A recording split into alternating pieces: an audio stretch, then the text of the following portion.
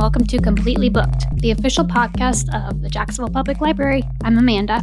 And I'm Gabby. On this episode, we chat with Darlyn and Brad Kuhn about the JaxbyJax Literary Arts Festival on November 16th. This year, JaxbyJax is taking place downtown, and the main library is one of its main venues. You can hear readings from established and up-and-coming writers in the library's Conference Center multipurpose room and the Hicks Auditorium.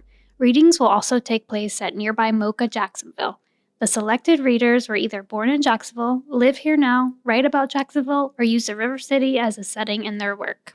You can hear poets, novelists, short story writers, memoirists, and student writers read from their work highlighting Jacksonville stories and settings during JaxbyJax. Darlyn and Brad tell us everything you need to know about the upcoming festival and about some of the featured writers this year. So without further ado, here's our interview with Darlyn and Brad.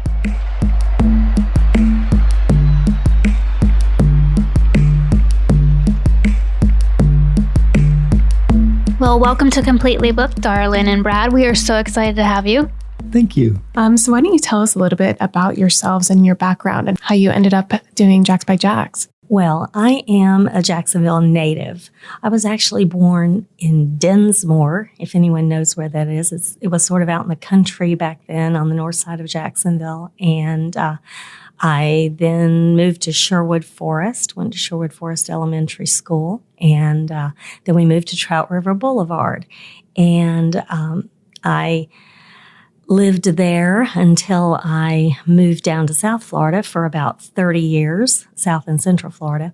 And when my mother got elderly and needed help, Brad and I moved back to take care of her. And she passed in 2017, but Brad fell so in love with Jacksonville and the water here because he's a competitive rower. And he decided he wanted to stay, and wherever he is home to me. So I'm back, and I got involved with JaxbyJax because when I asked people, how do you get involved with the writing community in Jacksonville, everyone pointed to one man, and that was Tim Gilmore, who started JaxbyJax. And we had come up here from Orlando. We had lived in Orlando for 30 plus years. And I was involved on the founding board of directors of the Jack Kerouac Writers in Residence Project of Orlando. And that's actually how Darlyn and I met. And so we kind of had a background building community among writers.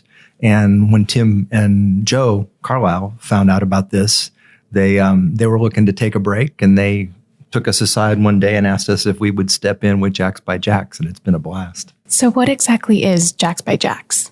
Well, it's a literary arts festival, and it's focused on Jacksonville writers writing Jacksonville.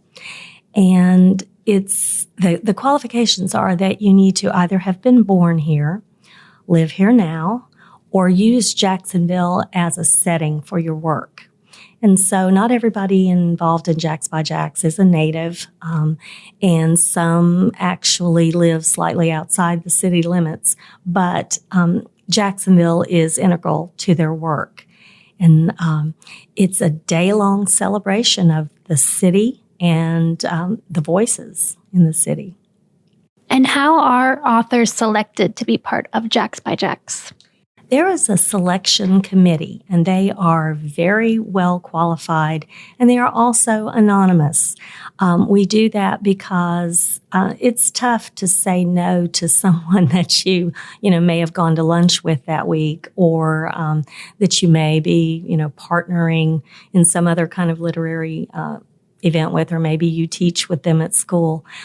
So we decided that we'd get really well qualified judges, so to speak, and then keep their identities anonymous.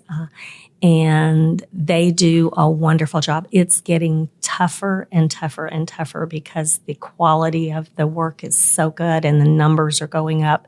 So they have a tough time, but they somehow make it happen, except they keep telling me we need to have more and more writers in it because they have a hard time drawing that line in the sand where they cut them off.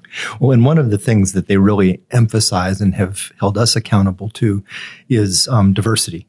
So, when I say diversity, I mean, gender spectrum, LGBTQ, we have physical abilities, we have racial diversity, cultural diversity, and economic diversity. Right. We have some folks this year where we actually provided scholarships to them to pay the the application fee, and you're going to be blown away. One of the people that I'm particularly interested in hearing is Alton Gordon, who lives in the Ken Knight neighborhood, and he's just a fabulous street poet.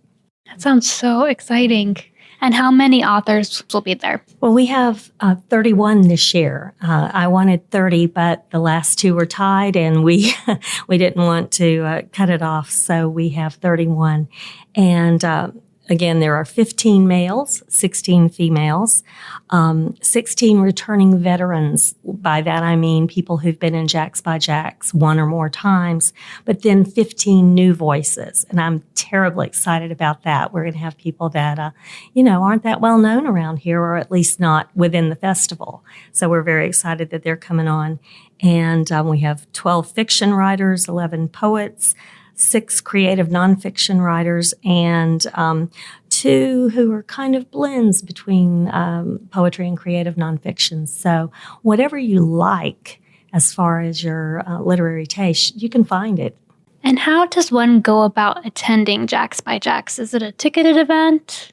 It is not. It is absolutely free. It always has been.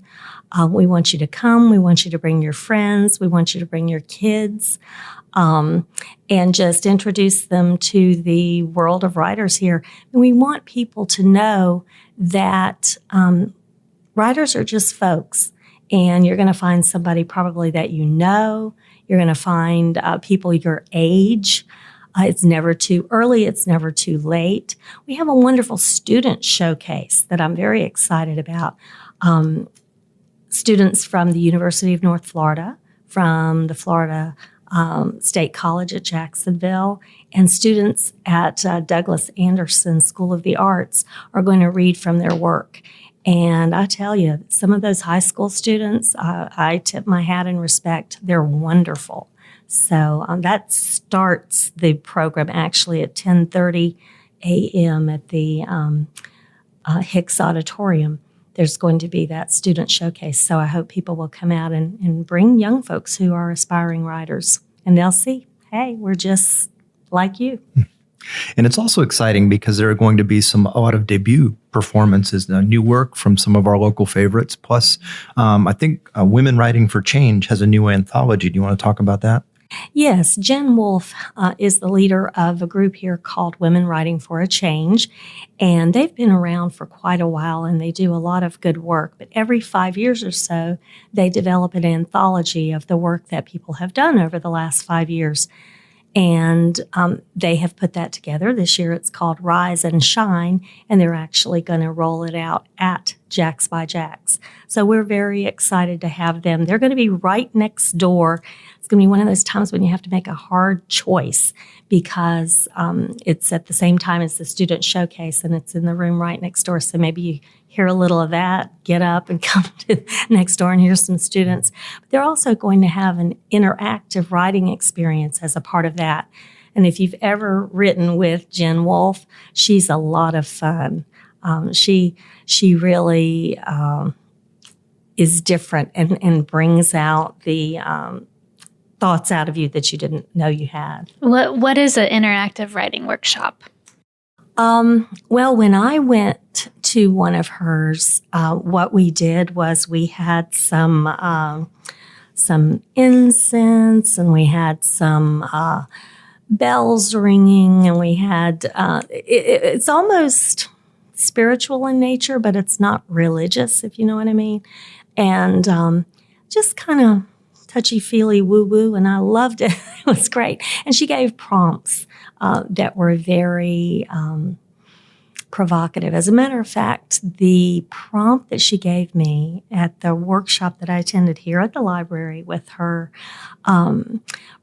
brought forth a poem on a subject that I had not written about in a long time, and my poem is actually going to be in the anthology.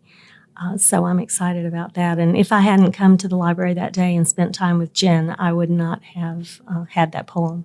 So people should definitely bring their writing. I think so. Writing supplies. Yeah, she'll probably have a pad of paper and some pens, but it wouldn't hurt to bring yours. That's one of the things to understand about JaxbyJax is that writers tend to be solitary. It's a craft we often perform in private. And one of the goals of JaxbyJax is to build community, to get writers together, to put writers together with the community, bring us all out of our writing garrets and meet each other and share work and hear work. But I think things like the interactions with Yellow House, for example. Yellow House is an art gallery and focused almost exclusively on art that reflects social justice issues. But they had a teenage group of writers. It's called TAG, which is, I think, teenage group, I believe is what that stands for.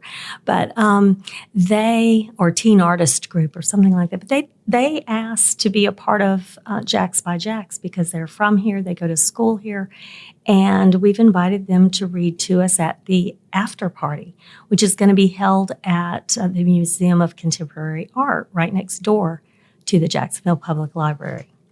So they will be there. We're going to have some, food and drink, and then here's some poetry.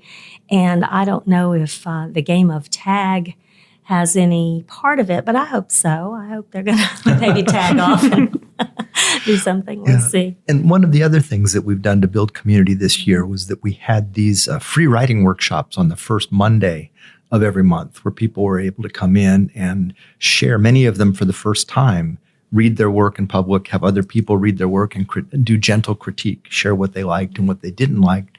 And we ended up actually with some of the new voices this year were people that had never workshopped their work before that came to one of these free workshops that rotated among the colleges and at least one of the, was it Willow Branch? Well, we had, one of the libraries held the writing workshop, but also we've got one coming up on November 4th, and we're hoping that the students will come out and read their work that are going to perform in the festival so that we can give them a practice time. But we've had really tried and true wonderful writers like Tricia Booker and Ebony Payne English, Andres Rojas, Lynn Skapiak Harlan, people who have been in the festival before, like Sarab Homi Phrases. These are the people that keep people coming back again and again. But then we wanted to reach out into the community and let them know, hey, this is for you as well. So we held these workshops around. We got some UNF students to get involved, some FSCJ students to get involved. And then from there, we have writers like Arash Kamir. There were several. And some of these folks actually have their work right now on display on the second floor of the library as part of their perspectives on poverty. Right. Yes, that was really fun to sort of go through the work that had been submitted and say, hey, this is a unique perspective on poverty, and just take a little excerpt and put it on the wall. We're really grateful to Shawana Brooks and the wonderful job she did on the whole exhibit, but that's having definitely their very work neat. up on the wall Yeah. is beautiful. Mm-hmm. Yeah. I was thrilled. It really is such an interconnected community here in Jacksonville. And in the past, JaxbyJax has been held in Riverside. This year, it's downtown at Mocha and the library. So what sparked that change? It had to do with, first of all, the logistics of trying to get 12 or more venues to host 2 to 3 writers in the middle of their busy Saturday. A lot of people did it. They did it over and over again. And, my heart broke just a little bit to not be continuing that tradition. But it was hard to get that many to say yes. And then we had some folks who would forget. They'd forget to hang the banner. Our writer might show up and they'd say, oh, is that today? Which made the writers not feel all that valued. So, we did a little post survey last year, and some of them said, we'd like a little more respect and a little more quiet. And I thought, I'm just going to find an auditorium. There were also some like connectivity issues where you'd take two writers and you'd pair them up and you'd put them in a venue and they'd alternate every 15 minutes to half an hour, and they wouldn't get out and get to hear any of the other writers, and their crowds would come to hear them and then disperse. And we were hoping for a little more cross-pollination. Again, community. And the writers want to hear the other writers. So if you're in a room and you're one of 10, then you can just sit there and enjoy the other 9. Right. Help give them an audience and just, Totally. absorb their work. So this year it's going to be held here in the Jacksonville Public Library and at MoCA in 3 side-by-side auditoriums. So can you kind of walk us through how the event will take place? Yes.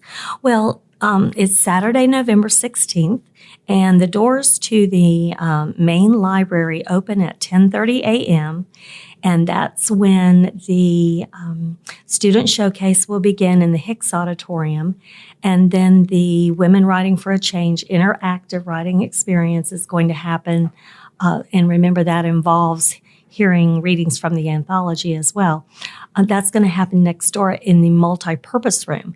And that's a big, gorgeous room. It's going to be set up as an auditorium, but there will probably also be tables there so that people can comfortably sit and write if they want to take part in that part.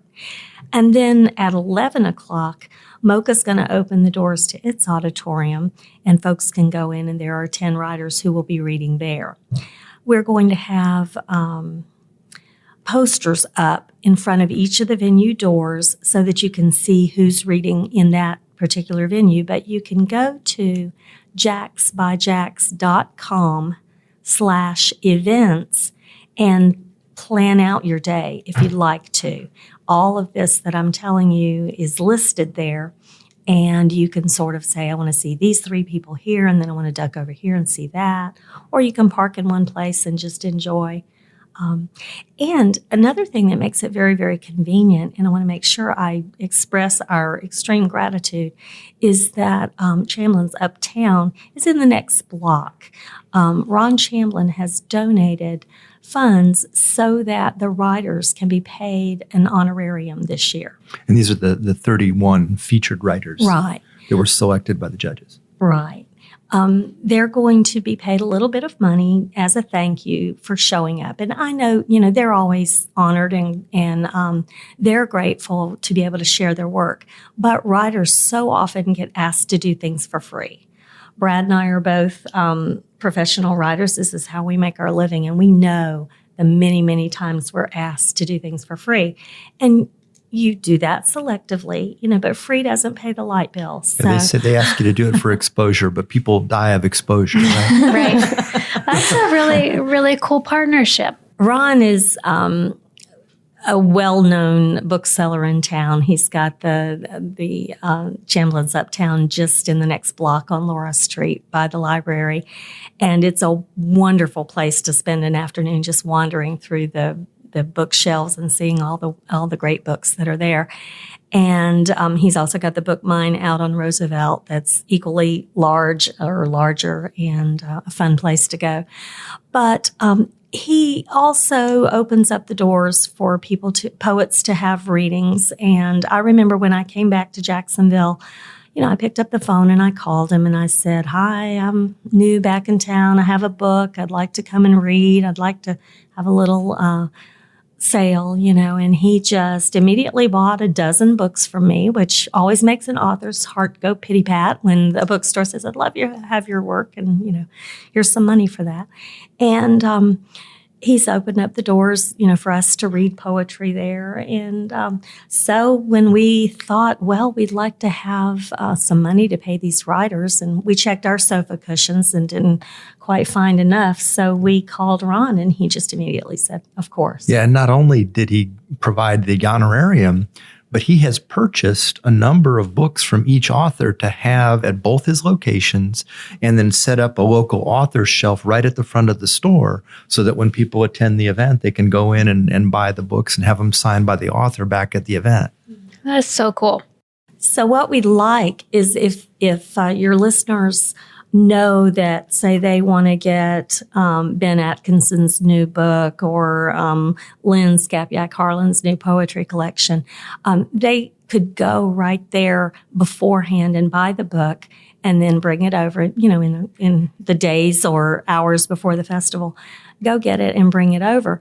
But also, if they're sitting there and they hear a new writer that they haven't been aware of and they decide, oh, I'd really like to hear more or I'd like to read more, they can step over there, and get the new person's book and then bring them to the after party at Mocha. We're going to be there from 5 to 7 p.m.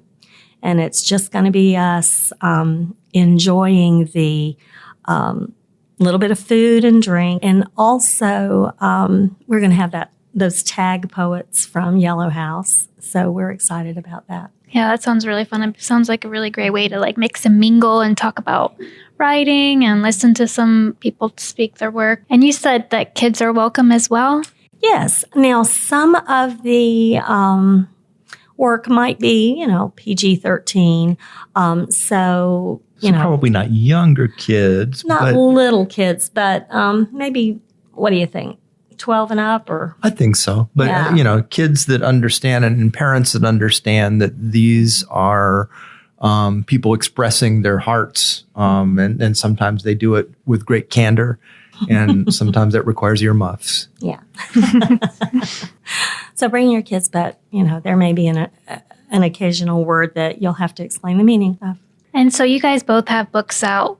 Brad, you have a book called Dirty Work. Yes. Can you tell us a little bit about that?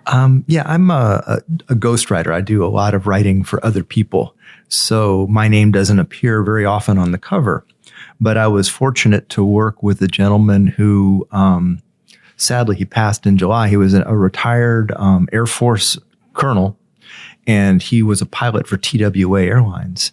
And he went into Beirut in 1985 and essentially stole back a 727 that was hijacked 2 months earlier. Wow. And so when he started to get sick, I was shopping his book to publishers.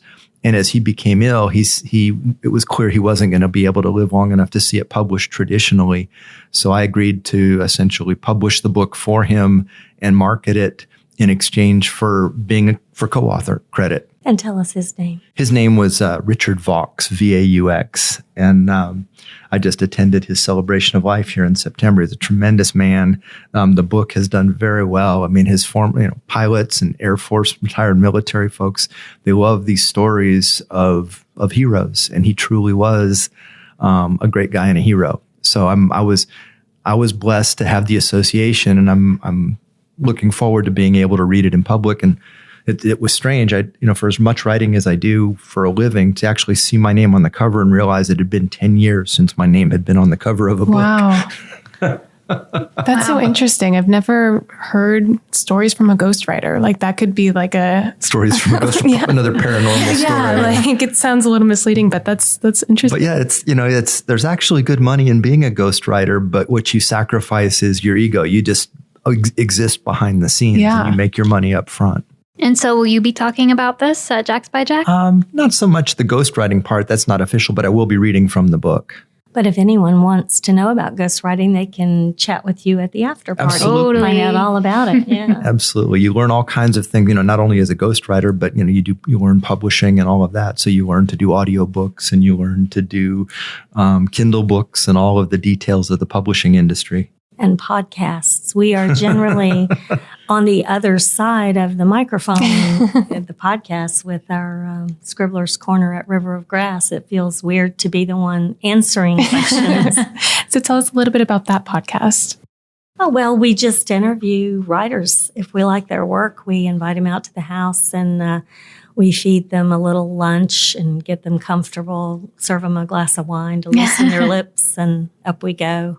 Again, it's, our thing is community. I mean, when we moved to Jacksonville, we moved here to take care of Darlyn's mom, who was transitioning through leukemia.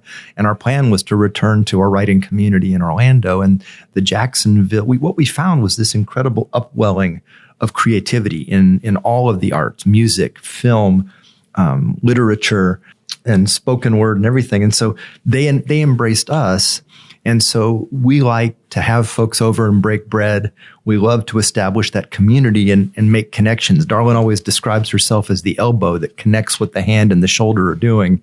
And that's definitely been the case. Yeah, you guys are definitely an asset to the community. Oh, thank you. And just so nice and friendly, and it's just a delight. Oh. And you, Darlyn. Tell us more. Keep going. I like to say there's an old Southern expression, honey hush, and that means tell me more. Oh, How wonderful I am. I like that. I'm going to start using that. And Darlyn, you have a book too called Sewing Holes, and that is in our local author collection. Yes. I was writing a memoir about my life growing up here. I did grow up on the Trout River, and I just dearly love it. It's a place that holds a special place in my heart. And I have a very interesting family. We had a lot of crazy things going on, lots of funny things, lots of heartbreaking things going on. So I was trying to write a memoir, and I ran into a situation that a lot of memoirists do, which is you start to worry about what your family's going to think and whose feelings are going to get hurt and that sort of thing. And I was working with a wonderful mentor named Connie Mae Fowler, who has written 10 or more books, and they're all wonderful. She did that one Before Women Had Wings that Oprah turned into a movie. Right. And she wrote a great book about the Gulf oil spill recently. A Million Fragile Bones. Yeah. So get that book, A Million Fragile Bones, and you'll just learn so much. And but anyway, Connie Mae was helping me by critiquing the book, and she saw me run into this, brick wall of worrying about what my family would think. And she put her hand on her little hip, and she says, I'm not going to read another word until you change the names and make stuff up. And so I thought, okay. I went home and I changed everybody's names. So Darlyn became Honey. And everybody got a new name. I started combining characters. Two cousins became one, that sort of thing. And I even changed the name of the river. Trout River became Bass River in the book. I thought, if you're going to change names, change everything. I did keep Jacksonville. I did keep Beverly Hills Baptist Church because, by gosh, that's where it all went down, Beverly Hills Baptist Church. And that's not its real name anymore. So by going back to its real name, I sort of changed its name. But I found that by doing what she had recommended, they became characters instead of real people. And the characters came alive and became real people of their own. And they had opinions and they had suggestions. And I would say it's still about 85% true, but the 15% that isn't true really took off. And that's what sold it to your publisher. Yeah. One of the characters in the book I like to talk about is Mama. I had a Mama. I had a Pawpaw. They're in the book. But Mama was, in real life, very nice woman, but very what I call vanilla or beige.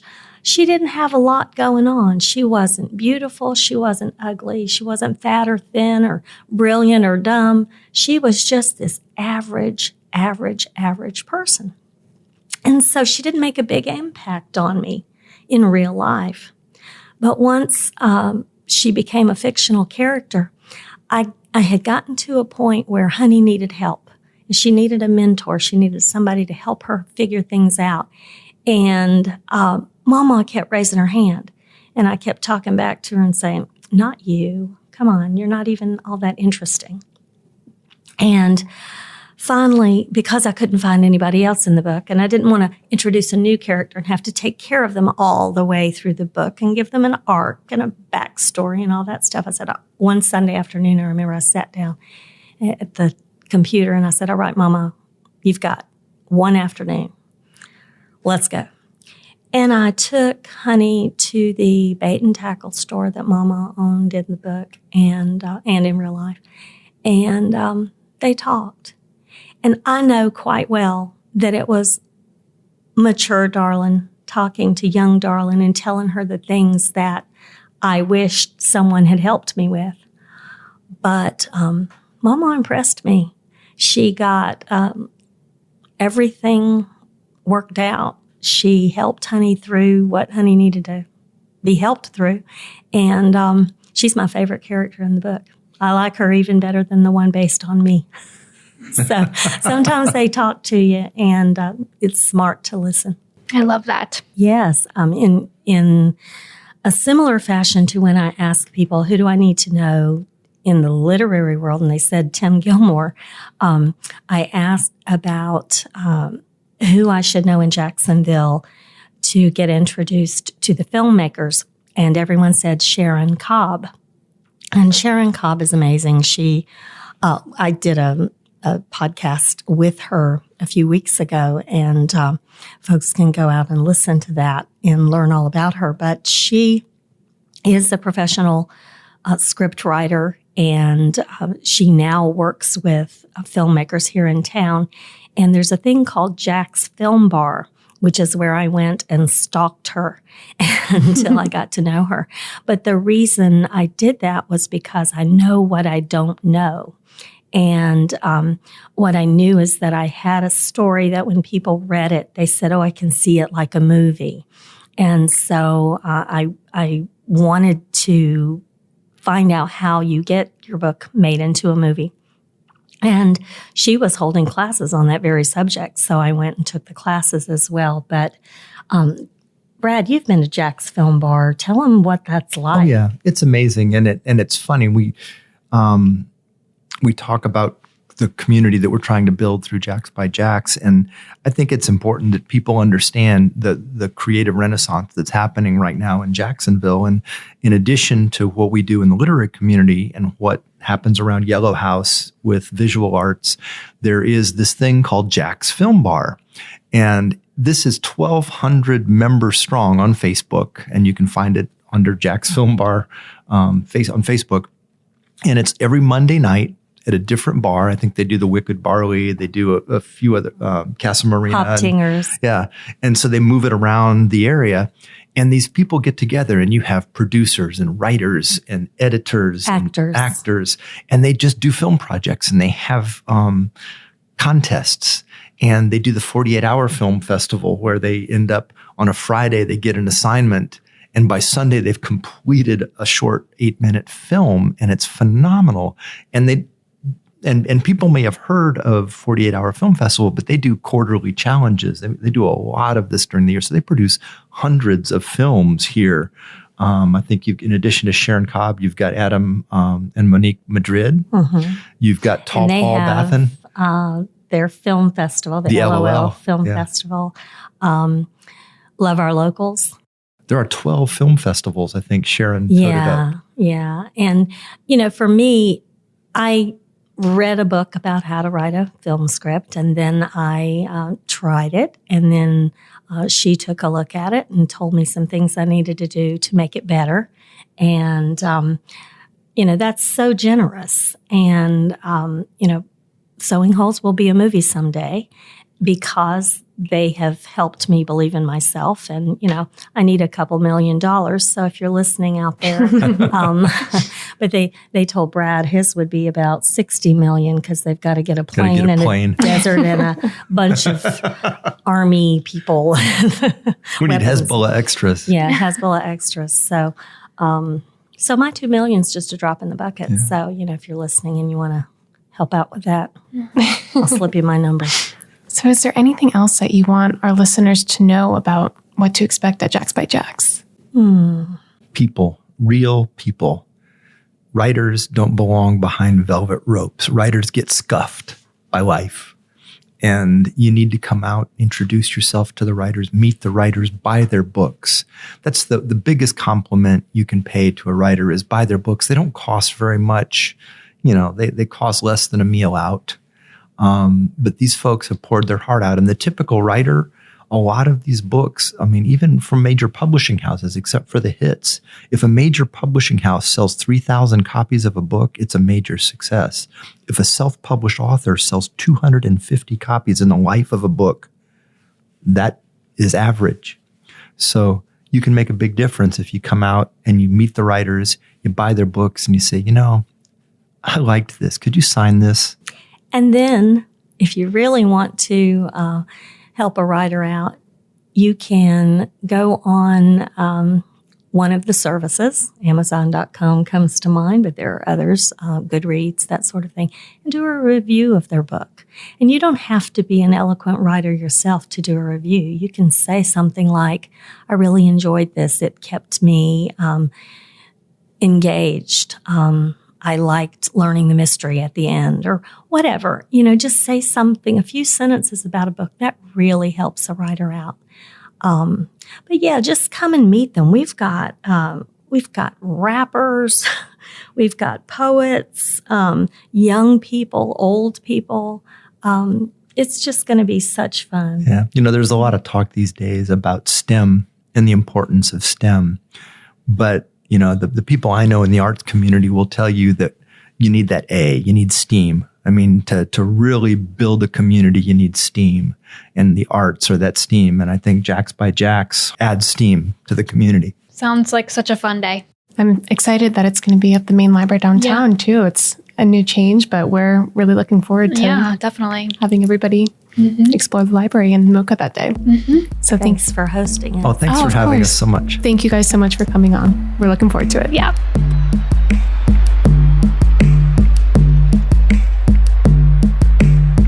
Thank you guys so much for tuning in to Completely Booked. We are so excited that JaxbyJax is taking place downtown this year, and the main library is one of the participating venues.